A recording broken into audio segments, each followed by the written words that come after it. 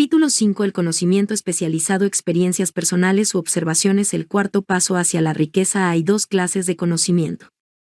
Uno es el conocimiento general, el otro, el especializado. El conocimiento general, independientemente de lo vasto y variado que pueda ser, no resulta muy útil en la acumulación de dinero. Las facultades de las grandes universidades poseen, en conjunto, casi todas las formas del conocimiento general al alcance de la civilización. La mayoría de los profesores no tienen mucho dinero. Se especializan en enseñar el conocimiento, pero no se especializan en la organización de ese conocimiento ni en su empleo. El conocimiento no atraerá el dinero, a menos que esté organizado e inteligentemente dirigido mediante planes prácticos de acción, para el objetivo preciso de la acumulación de dinero. La falta de comprensión de este hecho ha sido una fuente de confusión para millones de personas que creen equivocadamente que el conocimiento es poder. No es nada parecido. El conocimiento es solo poder en forma potencial. Solo se convierte en poder si está organizado en planes definidos de acción y dirigido hacia un objetivo determinado. El eslabón perdido de todos los sistemas educativos se puede encontrar en el fracaso de las instituciones educacionales en enseñar a sus estudiantes cómo organizar y usar ese conocimiento una vez que lo han adquirido. Muchas personas cometen el error de suponer que, porque Henry Ford tenía pocos estudios, no era un hombre educado. Los que cometen este error no comprenden el significado real de la palabra educado. Esa palabra deriva de la palabra latina educo, que significa evolucionar, extraer, desarrollarse desde dentro. Un hombre educado no es, necesariamente, alguien que tiene abundancia de conocimientos generales o especializados. Un hombre educado es el que ha cultivado las facultades de su mente de tal manera que puede adquirir cualquier cosa que se proponga, o su equivalente, sin violar los derechos de los demás. El ignorante, que amasó una fortuna. Durante la Primera Guerra Mundial, un periódico de Chicago publicó ciertos editoriales en los que, entre otras cosas, a Henry Ford se le llamaba ignorante pacifista. El señor Ford objetó esas afirmaciones y demandó al periódico por difamación. Cuando el juicio tuvo lugar, los abogados del periódico exigieron una justificación y llamaron al propio señor Ford al banquillo de los testigos, con el propósito de demostrarle al jurado que era un ignorante. Los abogados le hicieron a Ford una gran variedad de preguntas, todas dirigidas a demostrar de manera evidente que, si bien quizá poseyese una cantidad considerable de conocimientos especializados en lo que se refería a la fabricación de automóviles, básicamente era un ignorante. A Ford le hicieron preguntas del estilo de ¿quién fue Benedict Arnold? ¿Y cuántos soldados enviaron los británicos a las colonias americanas para sofocar la rebelión de 1776? En respuesta a esta última pregunta, el señor Ford replicó: ignoro la cantidad exacta de soldados que los británicos enviaron, pero he oído decir que fue una cifra considerablemente mayor que la de los que regresaron. Finalmente, el señor Ford acabó por cansarse de ese tipo de preguntas, y, para contestar una particularmente ofensiva, se inclinó hacia adelante. Señaló con el dedo al abogado que había hecho la pregunta y dijo: si de veras quisiera responder la pregunta tonta que acaba de hacerme, o cualquiera de las otras que me ha hecho, permítame recordarle que en mi escritorio tengo una hilera de botones, y que apretando el adecuado puedo llamar en mi ayuda a hombres capaces de responder cualquier pregunta que quiera hacerles en lo que concierne al negocio al que he dedicado casi todos mis esfuerzos. Ahora dígame para qué necesito llenarme la cabeza con conocimientos generales, con el fin de contestar preguntas, cuando dispongo de hombres a mi alrededor que pueden proporcionarme cualquier conocimiento que les pida. Indudablemente, esa fue una respuesta con mucha lógica. Y dejó confundido al abogado. Todas las personas que había en la sala se dieron cuenta de que no era la contestación de un ignorante, sino de un hombre educado. Cualquier hombre es educado si sabe dónde adquirir el conocimiento cuando lo necesita, y cómo organizar ese conocimiento en planes definidos de acción. Mediante la asistencia de sus grupos de Mastermind, Henry Ford tenía a su alcance todo el conocimiento que necesitó para convertirse en uno de los hombres más ricos de Estados Unidos. No era esencial que tuviese esos conocimientos en su propia mente. Usted puede obtener todo el conocimiento que necesite antes de que pueda estar seguro de su capacidad para transmutar el deseo en su equivalente monetario. Usted necesitará conocimientos especializados del servicio, mercancía o profesión que se propone ofrecer a cambio de su fortuna. Quizá necesite muchos más conocimientos especializados de los que tiene capacidad o inclinación para adquirir, y, en ese caso, podrá superar su debilidad a través de la ayuda de su grupo de Mastermind. La acumulación de grandes fortunas requiere poder, y este se adquiere mediante el conocimiento especializado, inteligentemente dirigido y organizado, pero esos conocimientos no tienen por qué estar en posesión de la persona que acumula la fortuna. El párrafo precedente debe dar ánimos y esperanza al hombre con la ambición de acumular una fortuna, que no ha adquirido la educación necesaria para emplear ese conocimiento especializado como probablemente necesite. Los hombres a veces pasan por esta vida sufriendo complejos de inferioridad porque no son hombres educados. El hombre que pueda organizar y dirigir un grupo de mastermind, un grupo de hombres que posee conocimientos útiles para la acumulación de dinero, es un hombre tan educado como cualquiera de los que componen el grupo. Thomas Edison tuvo solo 3 meses de escolarización durante toda su vida. No le faltó educación, ni murió pobre. Henry Ford no llegó al 6º grado de la escuela primaria, pero se las arregló muy bien en el plano económico. El conocimiento especializado es uno de los servicios más abundantes y baratos a nuestro alcance. Si usted no está muy convencido de ello, consulte la nómina de pagos de cualquier universidad. Conviene saber cómo comprar conocimientos antes que nada, decida el tipo de conocimientos especializados que necesita, y la razón de esa necesidad. En gran medida, el propósito primordial de su vida, el objetivo por el que usted se está esforzando, lo ayudará a determinar qué conocimientos necesita. Con esta pregunta planteada, su próximo paso requiere que usted tenga información precisa sobre fuentes de información fiables. Las más importantes son: A. Las propias experiencias y educación. B. Experiencia y educación disponibles a través de la cooperación de otras personas, Mastermind. C. Escuelas técnicas y universidades. D. Bibliotecas públicas, libros y publicaciones periódicas donde se pueden encontrar todos los conocimientos organizados por la civilización. E. Cursos especiales de aprendizaje, en escuelas nocturnas y academias por correspondencia. Particularmente, a medida que los conocimientos se van adquiriendo, deben organizarse con el fin de emplearlos para un propósito definido, mediante planes prácticos. El conocimiento no tiene otro valor que el que se puede aprovechar de su aplicación en aras de un objetivo valioso. Si usted considera la posibilidad de cursar estudios adicionales, determine la finalidad por la que desea esos conocimientos que está buscando, y luego averigüe dónde pueden obtenerse ese tipo de conocimientos, de fuentes fiables. En todas las ocupaciones, las personas que tienen éxito nunca dejan de adquirir conocimientos especializados, relacionados con su objetivo principal, negocio o profesión.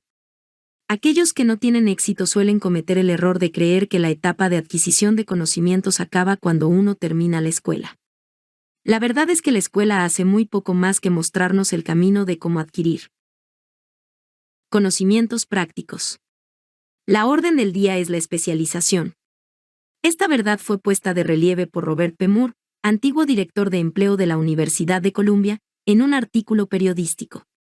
Los especialistas más buscados, los candidatos más buscados por las agencias de empleo son personas que se han especializado en algún campo, diplomados en escuelas empresariales que tengan experiencia en contabilidad y estadística, ingenieros de todo tipo, periodistas, arquitectos, químicos, y también líderes destacados y hombres mayores, enérgicos y activos.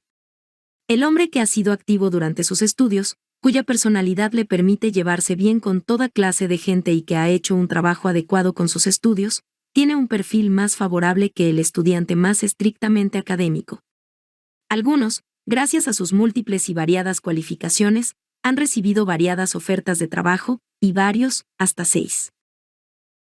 En una carta al señor Moore, en relación con posibles egresados de su universidad, una de las mayores compañías industriales, líder en su campo, decía: estamos interesados sobre todo en encontrar hombres capaces de lograr progresos excepcionales en niveles de gerencia. Por esta razón prestamos particular atención a cualidades de carácter, inteligencia y personalidad, por encima de formaciones educacionales específicas. Proposición de aprendizaje. Al proponer un sistema de aprendizaje para estudiantes en oficinas, tiendas y ocupaciones industriales durante las vacaciones de verano, el señor Moore afirmaba que, después de 2 o 3 años de estudios universitarios, a cada estudiante hay que pedirle que elija un curso determinado para el futuro, y que disminuya el paso si no ha hecho más que derivar sin propósito definido por un currículum sin especialización académica. Los colegios y las universidades tienen que afrontar la consideración práctica de que todas las profesiones y ocupaciones hoy en día exigen especialistas, decía, tratando de fomentar el hecho de que las instituciones educacionales acepten más directamente la responsabilidad de la orientación vocacional. Una de las fuentes más fiables y prácticas de conocimientos al alcance de aquellos que necesitan educación especializada son las escuelas nocturnas, que funcionan en muchas ciudades grandes. La enseñanza por correspondencia proporciona conocimientos especializados en cualquier sitio a donde llegue el correo, y sobre todos los temas que se pueden tratar por el método de enseñanza a distancia. Una de sus ventajas es la flexibilidad del programa, que permite estudiar durante el tiempo libre. Otra ventaja de trabajar en casa, si se ha elegido una academia adecuada, es el hecho de que la mayor parte de los cursos que las academias de enseñanza por correo ofrecen incluyen generosos privilegios de consulta, que pueden ser muy valiosos para el que necesita conocimientos especializados. No importa el lugar de residencia, uno puede aprovechar todas esas ventajas. Una lección de una agencia de cobros por lo general nunca se aprecia lo que se adquiere sin esfuerzo, y sin coste alguno, y muchas veces se lo desacredita. Tal vez esta sea una de las razones por las que aprovechamos tan poco de nuestra maravillosa oportunidad en las escuelas públicas. La autodisciplina que uno recibe de un programa de estudios especializados compensa hasta cierto punto la oportunidad desperdiciada cuando el conocimiento estaba a nuestro alcance, gratis. Las escuelas por correspondencia son instituciones comerciales muy organizadas. Sus tarifas de matrícula y de enseñanza suelen ser tan bajas que se ven forzadas a insistir en la puntualidad y obligatoriedad de los pagos. El verse obligado a pagar, al margen de que se obtengan buenas notas o no, tiene sobre el estudiante el efecto de seguir adelante con el curso, incluso cuando preferiría dejarlo. Las escuelas por correspondencia no han resaltado lo suficiente este punto, pero lo cierto es que sus departamentos de cobro constituyen la clase más exquisita de entrenamiento en aspectos tales como decisión, prontitud y el hábito de terminar lo que uno empieza. Aprendí eso por experiencia propia hace ya más de 45 años. Me matriculé en un curso por correspondencia sobre publicidad. Después de haber terminado 8 o 10 lecciones, dejé de estudiar. No obstante, la escuela no dejó de enviarme las facturas. Es más, insistió en que yo efectuara mis pagos al margen de si continuaba estudiando o no. Decidí que, puesto que debía pagar de todos modos un curso, a lo que me había comprometido legalmente, completaría las lecciones y obtendría por ellas el valor de mi dinero.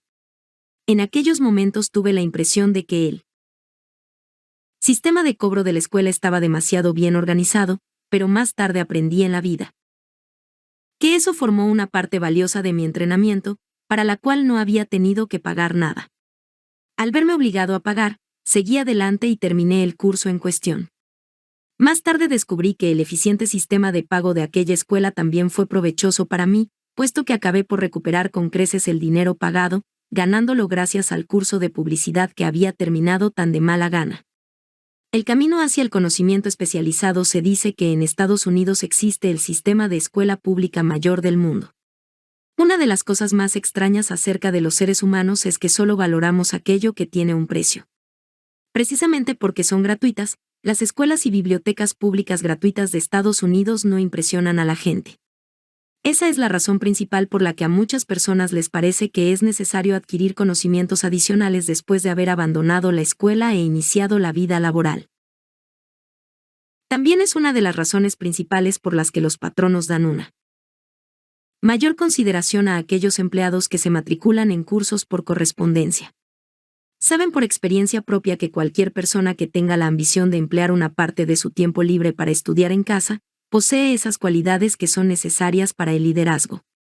Hay en las personas una debilidad para la que no existe remedio alguno. Es la debilidad universal de la falta de ambición. Las personas, en especial las asalariadas, que programan su tiempo libre para dedicarse a estudiar en casa, raras veces permanecen durante mucho tiempo en los puestos inferiores. Su acción les abre el camino hacia la posibilidad de ascender, les elimina numerosos obstáculos de ese camino y les permite ganarse el amistoso interés de quienes tienen el poder de situarlos en el camino de la oportunidad. El método de estudiar en casa para obtener conocimientos resulta especialmente adecuado para las necesidades de las personas asalariadas, que, tras haber abandonado la escuela, sienten la necesidad de adquirir conocimientos especializados, pero que no disponen de tiempo libre para volver a la escuela. Stuart Austin Weir se preparó como ingeniero de la construcción y siguió esta línea de trabajo hasta que la depresión limitó su mercado al punto de que ya no podía ganar los ingresos que necesitaba. Entonces hizo un inventario de sí mismo, y decidió cambiar de profesión y pasarse al derecho. Volvió a la escuela y siguió cursos especiales mediante los que se preparó como abogado mercantil. Completó su preparación, y pasó los exámenes finales para obtener el título. A partir de ahí no tardó en labrarse una carrera muy lucrativa con la práctica de la abogacía. Solo para dejar las cosas bien claras, y para anticiparme a las justificaciones de quienes dirían, yo no podría ir a la escuela porque tengo que mantener a una familia, o bien, soy demasiado viejo para esas cosas, añadiré que el señor Weir tenía más de 40 años y estaba casado cuando regresó a la escuela a estudiar. Al seleccionar cursos altamente especializados en las universidades que estaban mejor preparadas para enseñar los temas elegidos, el señor Weir completó en 2 años el trabajo para el que la mayoría de los estudiantes de leyes necesitan emplear 4. Vale la pena saber cómo adquirir el conocimiento. Una idea simple que dio resultado. Consideremos un caso específico. Un vendedor en un supermercado se encontró de pronto sin empleo. Como tenía un poco de experiencia en contabilidad, se matriculó en un curso de contabilidad especial, se familiarizó con las últimas novedades en la rama contable y equipos de oficina, y se puso a trabajar por su cuenta. Empezó con el supermercado para el que había estado trabajando, e hizo contratos con más de 100 pequeños comerciantes para llevarles la contabilidad, cobrándoles una tarifa mensual muy baja. Su idea era tan práctica que pronto empezó a prepararse una oficina portátil en un pequeño camión de reparto, equipado con máquinas modernas de teneduría de libros. En la actualidad dispone una flota de estas oficinas rodantes y cuenta con un extenso equipo de ayudantes, y así puede proporcionar a los pequeños comerciantes un servicio de contabilidad equivalente a los mejores, a un precio muy bajo. El conocimiento especializado, sumado a la imaginación, fue el ingrediente de este negocio peculiar y provechoso. El año pasado, el propietario de ese negocio pagó en impuestos sobre la renta casi 10 veces más de lo que el supermercado donde trabajaba pagó por impuestos. El comienzo de ese provechoso negocio fue una idea. Ya que yo tuve el privilegio de proporcionarle esa idea al vendedor sin empleo, me tomo ahora el privilegio aún mayor de sugerir otra idea que tiene la posibilidad de ingresos todavía mayores. Esta me la sugirió el vendedor que dejó las ventas para vender el negocio de la contabilidad en bases de mayorista. Cuando le sugerí ese plan como solución a su problema de desempleo, exclamó enseguida, me gusta la idea, pero no sabría cómo convertirla en dinero. En otras palabras, se estaba quejando de que no sabía cómo comercializar sus conocimientos de contabilidad después de haberlos adquirido. Así, eso generaba otro problema que había que resolver. Con la ayuda de una joven mecanógrafa que podía escribir toda la idea, preparó un librito muy atractivo donde se describían las ventajas del nuevo sistema de contabilidad. Las páginas se hallaban cuidadosamente mecanografiadas y pegadas en un álbum que se usaba como una especie de vendedor mudo, donde la historia de este nuevo negocio se relataba con tanta eficacia que muy pronto su propietario empezó a tener más clientes de los que podía atender. Un plan probado para conseguir el empleo ideal. Hay miles de personas en todo el país que necesitan los servicios de un especialista en ventas capaz de prepararles un currículum atractivo para ofrecer sus servicios personales. La idea que se describe aquí nació de la necesidad de subsanar una emergencia que había que superar, pero no le ha sido útil solo a esa persona. La mujer que creó la idea tenía una imaginación brillante. En su idea recién nacida vio una nueva profesión que serviría a los miles de personas que necesitan asesoramiento práctico para vender sus servicios personales. Impulsada a la acción por el éxito instantáneo de su primer plan para vender servicios personales, esta enérgica mujer se abocó a la solución de un problema similar para un hijo suyo que acababa de salir de la universidad, pero que había sido incapaz de encontrar un mercado para sus servicios. El plan que ella ideó para el joven fue el mejor plan para vender servicios personales que yo haya visto jamás. Cuando completó el currículum, contenía 50 páginas de información mecanografiada, perfectamente organizada, que contaba la historia de las capacidades innatas de su hijo, sus estudios, sus experiencias personales, y una gran variedad de otras informaciones demasiado extensas para describirlas.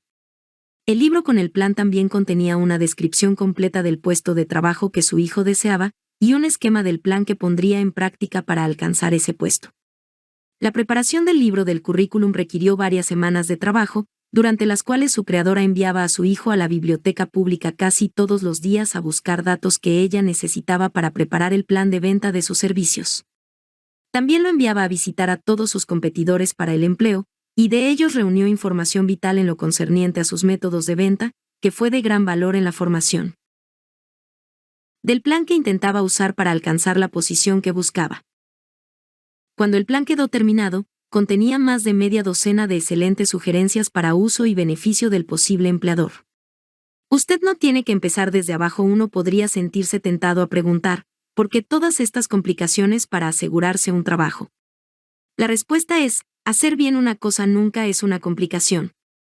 El plan que esa mujer preparó para beneficio de su hijo ayudó a este a conseguir el trabajo para el que se había presentado, en la primera entrevista, con el salario que él mismo había estipulado. Además, y esto también es importante, ese puesto no requería que el joven empezara desde abajo. Comenzó como ejecutivo junior, con un salario de ejecutivo. ¿Por qué enredarse con todos esos problemas? Por una razón, la presentación planificada con que este joven solicitó ese trabajo le ahorró no menos de 10 años del tiempo que le hubiera hecho falta para llegar al puesto desde el que ahora empezaba si hubiese empezado desde abajo y forjado su camino hacia el ascenso. La idea de empezar desde abajo y forjarse el propio camino puede parecer buena, pero la principal objeción que se le puede hacer es que son demasiados los que empiezan desde abajo y nunca se las arreglan para asomar la cabeza lo bastante arriba como para que la oportunidad los vea, de modo que se quedan abajo. También hay que recordar que la perspectiva que se observa desde abajo no es ni muy brillante ni muy estimulante. Tiene tendencia a matar la ambición. Es lo que llamamos estancarse en una rutina, lo que significa que aceptamos nuestro destino porque nos formamos el hábito de la rutina diaria, un hábito que llega a ser tan fuerte que acabamos por no intentar ya sustraernos a él. Y esa es otra razón por la que conviene empezar 2 o 3 escalones por encima del de abajo. Al hacerlo de este modo, uno se forma el hábito de estar atento al entorno, de observar cómo progresan los demás, de buscar la oportunidad y de no dejarla escapar. Haga que la insatisfacción funcione a su favor. Dan Halpin es un ejemplo espléndido de lo que voy a explicar. Durante sus años de universidad, trabajó como manager del famoso equipo de fútbol Notre Dame, que fue campeón nacional en 1930, cuando se hallaba bajo la dirección del finado Knut Rockne. Halpin terminó sus estudios universitarios en un momento sumamente desfavorable, pues la depresión había creado una grave escasez de trabajo, así que, después de aventurarse un poco en las inversiones y en el mundo del cine, aprovechó la primera oportunidad con un futuro potencial, vendiendo audífonos eléctricos a comisión. Cualquiera podía empezar en un trabajo así, y Halpin lo sabía. Pero ese trabajo le bastó para abrir las puertas a la oportunidad. Durante casi 2 años siguió haciendo lo mismo a disgusto, y nunca hubiera progresado si no hubiese hecho algo con respecto a su insatisfacción. En un principio aspiró al puesto de gerente de ventas de su compañía, y obtuvo el trabajo. Aquel paso hacia arriba lo puso lo bastante por encima de los demás como para permitirle ver una oportunidad todavía mayor. Además, lo colocó en un lugar donde también la oportunidad podía verlo. Alcanzó una cifra tan elevada de ventas de audífonos, que A.M. Andrews, el directivo principal de Dictograph Products Company, una empresa competidora de la compañía para la que Halpin trabajaba, quiso conocer a ese hombre llamado Dan Halpin, quien estaba quitándole tantas ventas a la Dictograph Company. Mandó llamar a Halpin. Cuando la entrevista terminó, Halpin era el nuevo gerente de ventas de la Acousticon Division. Entonces, para poner a prueba la entereza del joven Halpin, Andrews se fue durante 3 meses a Florida, dejándolo solo para que nadara o se hundiera. Pero no se hundió. La filosofía de Knut Rockne de que todos adoran al ganador, pero no tienen tiempo para el perdedor, lo inspiró para esforzarse tanto en su trabajo que lo eligieron vicepresidente de la compañía, un puesto que muchos hombres estarían muy orgullosos de alcanzar tras 10 años de leales esfuerzos. Halpin consiguió eso en poco más de 6 meses. Uno de los puntos importantes que intento destacar con esta filosofía es que escalamos hasta las posiciones más elevadas o nos quedamos abajo debido a condiciones que podemos controlar, si deseamos controlarlas. Sus socios pueden no tener precio. También estoy tratando de poner de relieve otro asunto, y es el siguiente: tanto el éxito como el fracaso son, en gran medida, el resultado del hábito. No me cabe la menor duda de que la estrecha asociación de Dan Halpin con el mejor coach de fútbol en los Estados Unidos plantó en la mente de Halpin el mismo tipo de deseo por sobresalir y superarse que hizo del Notre Dame un equipo mundialmente famoso. Desde luego, hay algo en la idea del culto al héroe que resulta útil, siempre y cuando uno venere a un ganador. Mi creencia en la teoría de que las asociaciones comerciales son factores vitales, tanto en el fracaso como en el éxito, fue claramente demostrada cuando mi hijo Blair estuvo negociando con el señor Halpin su puesto de trabajo. Halpin le ofreció un salario inicial de más o menos la mitad de lo que hubiera obtenido en una compañía rival.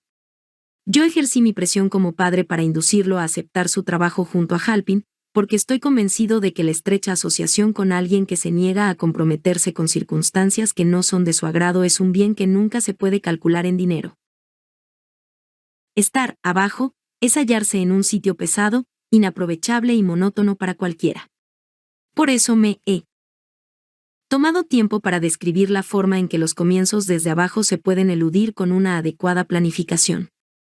Haga que sus ideas rindan beneficios por medio del conocimiento especializado. La mujer que preparó el plan de ventas de servicios personales para su hijo recibe ahora cartas de todas las partes del país en las que le piden su cooperación para preparar planes similares para otros que desean vender sus servicios personales por más dinero. No debe suponerse que su plan consista solo en una política de ventas inteligente, mediante la cual ayuda a hombres y a mujeres a pedir y recibir más dinero por los mismos servicios por los que hasta ahora habían ganado menos. Se hace cargo de los intereses del contratante, además de los del vendedor de los servicios personales, y prepara sus planes para que el empleador reciba un valor rotundo por el dinero adicional que paga. Si usted tiene imaginación y busca una salida más aprovechable para sus servicios personales, esta sugerencia puede ser el estímulo que ha estado buscando. La idea es capaz de proporcionarle unas entradas mucho mayores que las del médico, el ingeniero o el abogado estándar, cuya educación ha requerido varios años de universidad. No existe un precio fijo para las buenas ideas. Detrás de todas las ideas hay conocimientos especializados. Por desgracia, para aquellos que no encuentran riqueza en abundancia, el conocimiento especializado es más abundante y se adquiere con más facilidad que las ideas. Debido a esta verdad universal, hay una gran demanda y oportunidades cada vez mayores para las personas capaces de ayudar a hombres y mujeres a vender ventajosamente sus servicios personales. La capacidad entraña imaginación, cualidad necesaria para combinar los conocimientos especializados con las ideas en forma de planes organizados, pensados para alcanzar la riqueza. Si usted tiene imaginación, este capítulo puede presentarle una idea que alcance para servirle como comienzo de las riquezas que desea. Recuerde que la idea es la pieza principal. Los conocimientos especializados se pueden encontrar a la vuelta de la esquina, de cualquier esquina.